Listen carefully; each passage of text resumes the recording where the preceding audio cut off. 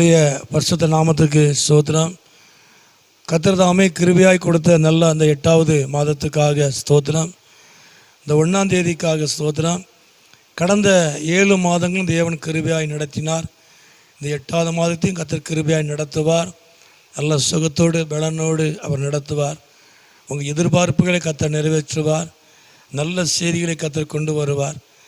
ஆண்டவர் தாமே இந்த 1ஆம் தேதியினுடைய வாக்குத்தத்தமானது ஏசாயா 27ஆம் அதிகாரத்திலே அந்த 3வது வசனத்தை நான் பார்க்கும் பொழுது, கர்த்தராய நான் அதை காப்பாற்றி அடிக்கடி அதற்கு தண்ணீர் பாய்ச்சி ஒருவரும் அதை சேதப்படுத்தாதபடிக்கு அதை இரவும் பகலும் காத்துக்கொள்வேன் என்று ஆண்டவர் சொல்கிறார். ஒரு தோட்டத்தை குறித்து சொல்லப்படுகிறது. முந்தின வசனத்திலே அதை பார்க்கிறோம். நல்ல திராட்சை ரசத்தை தரும் திராட்சை தோட்டம் உண்டாயிருக்கும் என்று சொல்லி பார்க்கிறோம். ஒரு தோட்டத்தை குறித்து ஆண்டவர் சொல்லுகிற ஒரு காரியம். ஆகவே கர்த்தராய் நான் அதை காப்பாற்றி என்று சொல்லும் பொழுது, அதுக்கு இன்னொரு இடத்துல கர்த்தராய நான் அதை கவனித்து என்று வேதம் சொல்கிறார். கர்த்தராய நான் அதை கவனித்து அதற்கு அடிக்கடி தண்ணீர் பாய்ச்சி. அப்போது ஒரு திராட்சை தோட்டம், மரம், செடி அது வளருவதற்கு அவர் அடிக்கடி தண்ணீர் பாய்க்கிறார். அடிக்கடி அது வளர்வதற்குண்டான காரியத்தை ஆண்டவர் செய்கிறார். அதே போல தான் நம்முடைய வாழ்க்கையிலையும் தேவன் நம்மை கவனிக்கிறவராக்கிறார். கர்த்தராய நான் அதை காப்பாற்றி என்று சொல்லும் பொழுது, கர்த்தராய நான் அதை கவனித்து அடிக்கடி தண்ணீர் பாய்ச்சி. அப்போது உங்களை கவனித்து நீங்கள் ஒரு மரத்தை போல, ஒரு செடியை போல, மரத்தை போல வளர்ந்து நல்ல கனிகளை கொடுக்கும்படியாக நீங்கள் வளர்வதற்கு, உங்கள் குடும்பம் வளர்வதற்கு தண்ணீர் பாய்க்கிறது போல உங்களுக்கு தேவையானதை அவர் செய்வார். கர்த்தர் நாமத்துக்கு மகிமை உண்டாவதாக.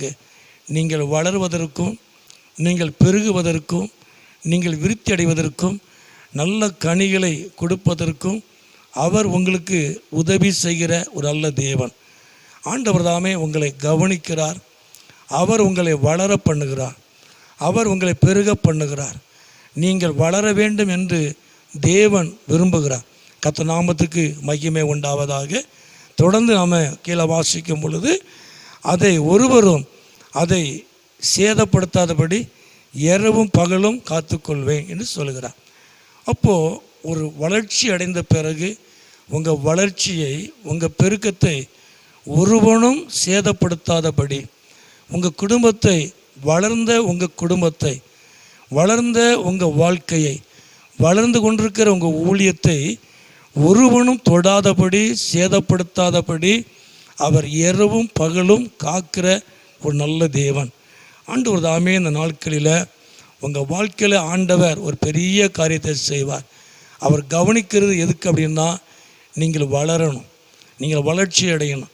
ஆவிக்குரிய வாழ்க்கையில் நீங்கள் வளரணும். உங்கள் குடும்பம் வளரணும். உங்கள் பிள்ளைகள் வளரணும். நம்ம சங்கீதத்தோடு வாசிக்கிறோம் இல்லையா, உன் பிள்ளைகள் உன் பந்திய சுற்றிலும் ஒளியமர கன்றுகளைப் போல இருப்பார்கள். ஒளியமர கன்று என்று ஆண்டவர் சொல்கிறார். மரம் அப்படி சொல்லலை, கன்று. அது வளருது, அது வளரக்கூடியது. ஆகவே கர்த்தர் உங்கள் பிள்ளைகளை வளர பண்ணுவார்.